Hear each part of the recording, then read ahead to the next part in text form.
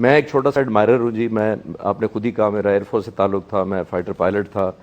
جناح کی انسپریشن کہاں سے آئی مجھے؟ ترکی میں 2003 میں کورس کرنے گیا, ٹرکش لینگویج میں کرنا تھا. استنبول میں ایک سال ٹھہرا, ٹرکش بھی تھوڑی آ گئی.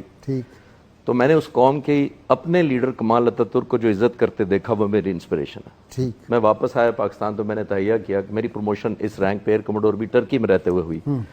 تو میں نے تہیہ کیا کہ جناح صاحب کا قرض تھوڑا میں کم کروں گا. اس وقت الحمدللہ میرے پاس کوئی 450 جناح صاحب کی تصویریں. واہ. اور وہ تصویریں میں نے کوئی 7 سال ایئر فورس سے پرمیشن لے کے ایز اے پرائیویٹ, جیسے بچپن میں کوائن اکٹھے کرتے تھے, ٹکٹیں اکٹھی کرتے تھے, اس طرح میں نے جناح صاحب کی تصویریں اکٹھی کی. پھر وہ پھٹی پرانی ملی بہت سورسز پہ جا کے, جیسے کوئی ایڈکٹ ڈھونڈتا ہے, نشہ ڈھونڈتا ہے, مجھے وہ نشہ تھا. تو پھر اتنی پھٹی پرانی تصویریں تھیں کہ میں نے پھر ان کو خود فوٹو شاپ اور کورل ڈرا ویڈیو گرافک ایڈیٹنگ کے سافٹ ویئر سیکھے. 2 اسٹوڈنٹ رکھے یونیورسٹی کے جن کو میں پر پکچر پے کرتا تھا کہ ہم ان کو ریکور کریں گے اور بعد میں کلر کریں گے. میں اپنی عقیدت صرف بتانا چاہوں. الحمدللہ اب میں کوئی 12-14 سال سے لیکچر دے رہا ہوں پاکستان میں بھی, the untold and unseen of mister Jinnah. ٹھیک, یہ میرا تعارف ہے کہ جو میری جناح صاحب سے عقیدت ہے. میں فلاسفر نہیں ہوں, میں فلسفی نہیں ہوں, میں ریسرچر بھی نہیں ہوں, میں ایڈمائرر ہوں. میری صرف اگر کوئی کوالیفیکیشن یا بیٹھنے کی ہو سکتی ہے تو وہ ایک ہو سکتی ہے. میں قوم کو اور خاص طور پہ نئی نسل کو جو ڈس اپوائنٹڈ ہے, مایوس ہے کہ یہ ملک, آپ نے خود ہی باتیں جتنی کی ہیں, ایک عام بچہ یونیورسٹی کالج میں جانے والا سمجھے گا کہ پتہ نہیں پاکستان بننا چاہیے تھا کہ نہیں چاہیے تھا.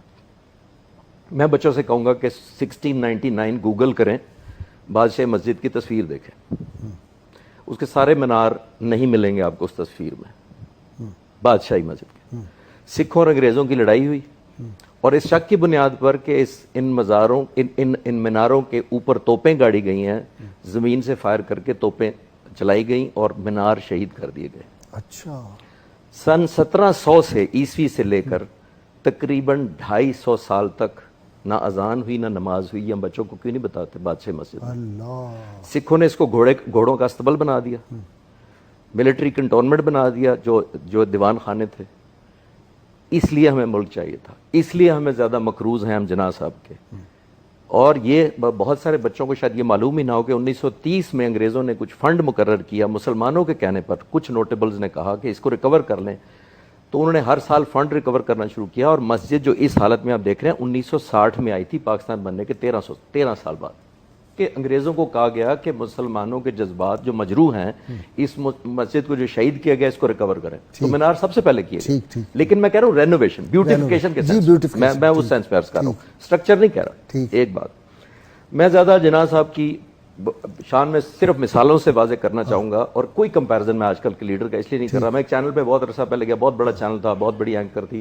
اس نے کہا میرے ساتھ 1-on-1 پروگرام کرے 1 گھنٹے کا, اور 45 منٹ جناح صاحب کی کریں گے آپ بات, اور 15 منٹ آج کے لیڈر سے کمپیئر کریں گے. میں نے کہا جی میری معذرت, میں آپ کے پروگرام میں یا شامل نہیں ہوں گا یا کسی اور کو بلا لیں کمپیرزن کرنے کے لیے, کیونکہ کمپیرزن ہے نہیں کوئی. یہ وہ شخص ہے جو سگار پیتا ہے بڑا مہنگا اور مرتے دم تک پیتا رہتا ہے. ایک دفعہ آخری دنوں میں زیارت میں تھے, کوے اور شاہین کا کوئی مقابلہ ہو سکتا ہے؟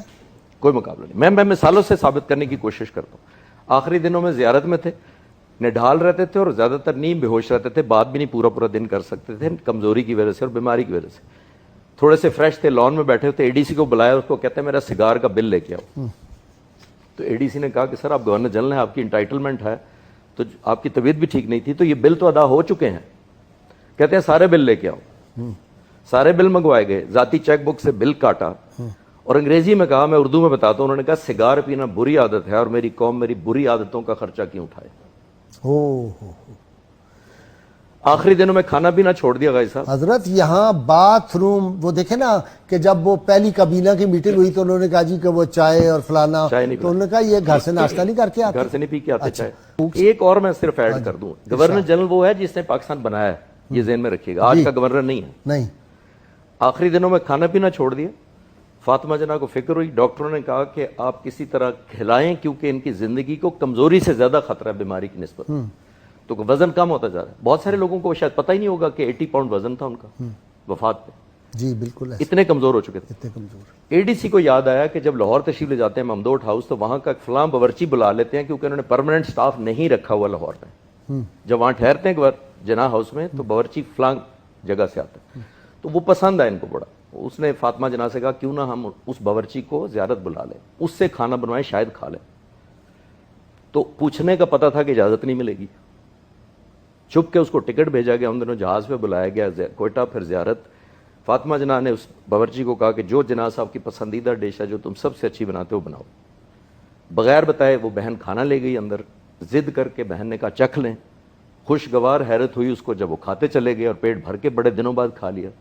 برتن اٹھائے گئے, باہر خوشی کا سما تھا کہ آج جناح صاحب نے پیٹ بھر کے کھا لیا. تھوڑی دیر بعد ADC کو اندر بلایا اور کہا یہ کھانا کس نے بنایا تھا. ہائے ہائے. اب کسی کی ہمت نہیں تھی کہ جھوٹ بول سکتا, تو ADC نے جناح صاحب سے کہا کہ سر یہ وہ جو ممدوٹ ہاؤس لاہور والا باورچی ہم نے وہ بلایا تھا کیونکہ آپ کی زندگی کو اتنا خطرہ تھا. کہتے ہیں اس کو بلاؤ. بلایا, اس کو کیش انعام دیا, اس کی ریٹرن ٹکٹ کا خرچہ اپنی چیک بک سے کاٹا اور انگریزی میں کہا اس کو واپس بھیج دو, یہ غریب قوم ہے, میرے منہ کے ذائقے کے لیے اس عیاشی کی متحمل نہیں ہو سکتی. ہوئے ہوئے ہوئے ہوئے. اب کمپیئر کریں. ود ڈیو رسپیکٹ میں تھوڑا سا ڈس ایگری یہ کروں گا کہ اگر آپ جیسے مفکر لوگ بھی مایوسی کی باتیں کریں گے تو جو 20 سال کا یونیورسٹی کا بچہ یا بچی ہے ان کا کیا بنے گا. میں کہتا ہوں لا تقنطوا من رحمت اللہ, مجھے پھر آ کے حوصلہ دے دیتے. پہلے ان کو ہم نے وہ پاکستان نہیں دیا جو ان کو ملنا چاہیے تھا. بس جو قائد اعظم نے سوچا تھا وہ ہم ٹرانسفر نہیں کرتے. میرے یا مجھ سے پہلے والے جتنے لوگ ہیں وہ اس چیز کے, چاہے وہ گناہگار ہیں چاہے وہ قصوروار ہیں, ہمیں وہ جناح دکھاتے رہنا چاہیے. اور وہ میں کسی پیغمبر کی بات نہیں کر رہا, کسی ولی کی بات نہیں کر رہا, میں کسی سینٹ کی بات نہیں کر رہا, میں 75 سال پہلے ایک عام آدمی کی بات کر رہا ہوں. جو شخص جس کو جو مرضی لبادہ بنا دے, کیونکہ اس کو میچ کرنا مشکل ہے اس لیے ہم اس کو دکھانا نہیں چاہتے. میں اس سے مقابلہ اس کی خصوصیات, چاہے وہ بزنس لے لیں, چاہے وہ ایتھکس لے لیں, چاہے پرسنل لائف لے لیں. کتنا پروپیگنڈا کیا جاتا ہے کہ جی وہ بیوی سے محبت نہیں تھی, لیکن کتنے لوگوں کو پتا ہے کہ 104 سال پہلے آج سے شادی ہوئی تھی. ذرا کیلکولیٹ کیجئے گا. اپنی بیوی کو منہ دکھائی 1,25,000 روپے, میرے پاس ڈاکومنٹ ہے. اللہ اکبر. 1,001 روپے 104 سال پہلے, حق مہر ڈاکومنٹڈ. یہ وہ شخص ہے, میں عرض کرنا چاہ رہا ہوں, عطا ربانی ADC تھے ایئر فورس کی طرف سے ان کے ساتھ, رضا ربانی کے والد. رضا ربانی کے والد اپنی کتاب میں لکھتے ہیں کہ بڑی عید 25 اکتوبر 1948 کو ہوئی, چھوٹی 3 دن بعد ہو گئی تھی. بڑی عید جب ہوئی تو کہا کہ کوئی رستہ نہیں میرے لیے رکوانا, جہاں جگہ ملے گی میں نماز پڑھی. اور امپورٹنٹ بات یہ ہے, ہم کہتے ہیں جی وہ تو سیکولر اور مذہبی, اس پہ زیادہ باتیں ہو چکی میں کرنا نہیں چاہتا, لیکن ADC لکھتے ہیں کہ واپسی پہ کہا کہ رستہ تبدیل کر کے گھر جائیں گے, سنت ہے. اللہ اکبر. یہ کتنے لوگ پڑھے نام. اللہ اکبر. اللہ اکبر. یہ اگر کوئی شخص کو یہاں تک معلوم ہے کہ رستہ بدل کے جانا سنت ہے نماز کے بعد, عید کی نماز کے بعد. یوم عاشور کنگ کی دعوت جو تھی وہ کہا کہ میں نہیں آ سکتا اس دن. جی بالکل, دعوت ٹکرا دی اس دن.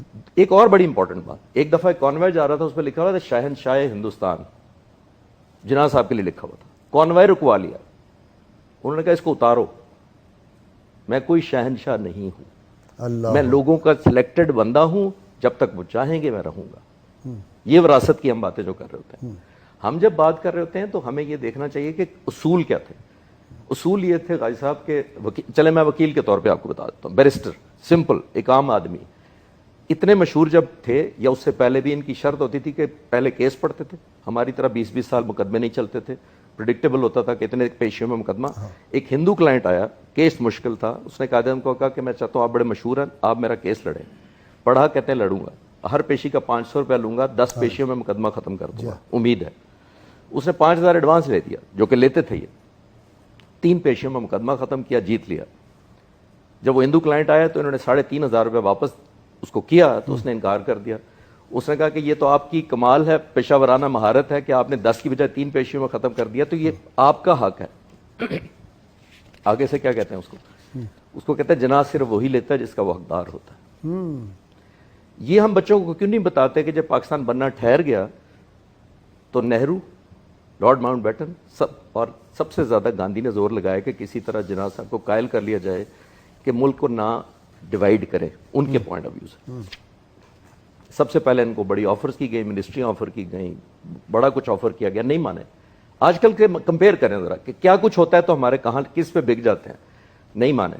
ماؤنٹ بیٹن نے بلایا, ناراض ہو کے آ گئے کیونکہ اس نے غصہ کیا. جب گورنر آفر کی کہ آپ کو گورنر بنا آفر دیتے کیا ہیں, تو وہ نہیں مانا. رشوت دیتے ہیں. پھر سب سے امپورٹنٹ بات ہے گاندھی نے کہا کہ ہم پورے ہندوستان کا آپ کو پہلا وزیر اعظم بنانے کو تیار ہیں، اور پورا ہندوستان KPK سے بنگلہ دیش تک، ذرا ذہن میں رکھیے. جی ہاں، انکار کر دیا اور زبردست بات کی. انگریزی میں کہتے ہیں کہ اس کو کہتے ہیں what you demand from me belongs to my nation and as a trustee I cannot give you what is a trust. اعتبار نہیں بیچا، اور ظاہر اگر اعتبار بیچ دیتے تو آج ہم ان کو محمد علی جناح ضرور یاد رکھتے، the first prime minister of all پھر India. عاشق رسول دیکھے نا کہ اس کا جو غازی الدین شہید کا مقدمہ لڑا، کبھی قائد نے غلط مقدمہ لڑا ہے؟ کبھی نہیں لڑتے تو پہلے پڑھتے تھے جب تک یقین نہ ہو جائے. اور یہ کہنا کہ میں یہ خواہش ہے کہ جب میں رسول اللہ کی بارگاہ میں جاؤں میدان حشر میں تو کہا جائے کہ ویل ڈن محمد علی. یس، یعنی یہ جس بندے کے جذبات ہوں اور جو احساسات ہوں اور جس کو رسول اللہ صلی اللہ علیہ وسلم کی زیارت ہوئی ہو، ان سے پوچھا گیا اس تھا کے بعد وہ سیکولر اس کو کہنا، ان سے پوچھا یہ گیا تھا کہ مسٹر جناح آپ اتنے امیر ہیں اور اتنے ویل آف ہیں اور آپ کی صحت بھی اتنی اچھی نہیں ہے، تو یہ کیوں اتنی بھاگ دوڑ کر رہے ہیں ایک آزاد ملک کے لیے؟ تو انہوں نے تب یہ جواب دیا تھا کہ میں چاہتا ہوں کہ جب اس زندگی کے بعد اللہ تعالیٰ کے حضور پیش کیا جاؤں تو مجھے اللہ تعالیٰ صرف یہ لفظ کہہ دے، ویل ڈن مسٹر جناح. تو ایک شخص کی یہ موٹیویشن ہو. میں صرف بچوں کو بتانا چاہتا ہوں کہ مایوسی اس لیے نہ کریں کہ یہ وہ گورنر جنرل تھا جو رات کو لائٹیں آف خود کرتا تھا. ابو الحسن اصفہانی پہلے ایمبیسڈر تھے امریکہ میں ہمارے، وہ کہتے ہیں پاکستان آزاد ہونے کے 14 دن بعد وہ ملنے گئے قائد اعظم سے، میٹنگ ختم ہوئی، کمرے سے نکلے لائٹ آف کر دی، گلی سے گزرے لائٹس آف کرتے جا رہے. تو اصفہانی صاحب نے جناح صاحب سے کہا کہ یہ جناح صاحب یہ تو گورنر جنرل کا گھر ہے، یہ تو لائٹیں جلتی رہنی چاہیے. تو قائد اعظم نے جواب دیا اسی لیے تو بند کر رہا ہوں کہ یہ لوگوں کے پیسوں سے جل رہی ہیں، اور میں یہاں سیڑھیوں پہ کھڑا ہوں، جب تم سیڑھیوں سے اتر جاؤ گے تو سیڑھیوں کی لائٹ بھی بند کر. ناظرین، اس قسم کی سوشل میڈیا وائرل خبریں دیکھنے کے لیے آپ اس چینل کو بھی سبسکرائب کر سکتے ہیں، اور اینڈ پہ جو بیل آئیکن ہے اگر آپ اس کو پریس کر لیں تو آپ کو یہ ویڈیو سب سے پہلے ملیں گی. دعاؤں میں یاد رکھیے گا. اللہ حافظ.